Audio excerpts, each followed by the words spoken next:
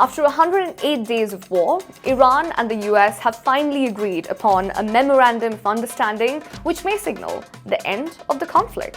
Brokered by Pakistan and Qatar, the 1.5-page peace agreement will be signed in Geneva on Friday. Here's what we know so far. Both sides have agreed to halt military operations. The agreement creates a 60-day window for negotiations on the Iranian nuclear program, sanctions, and maritime security. President Donald Trump has also authorized the removal of a US naval blockade on the Strait of Hormuz. But there is a catch.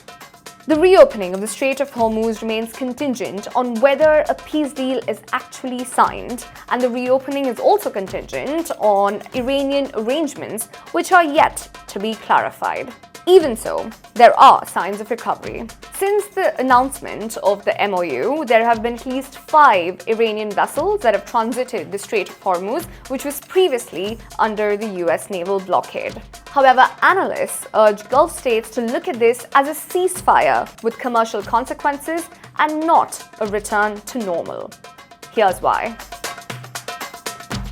Iran has previously signaled that it wants to charge a transit fee on vessels for services rendered on the Strait of Hormuz. Well, this is a sovereignty claim that no maritime law in the world is equipped for. Insurers, ship owners, and investors price Gulf exposure differently, one that involves a geopolitical risk premium. That is not going to change overnight. For oil markets, risk premium drops immediately. But if Iranian sanctions are lifted and frozen assets are released, this would mean there's more supply in a market that is currently dominated by the Gulf. More supply, more competition, lower prices. For aviation, Gulf carriers are currently at around 75% to 80% capacity. But full recovery is a late 2026 story at the earliest.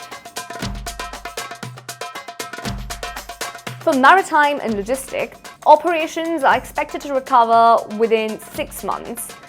The sector's financial recovery, 18 months or more.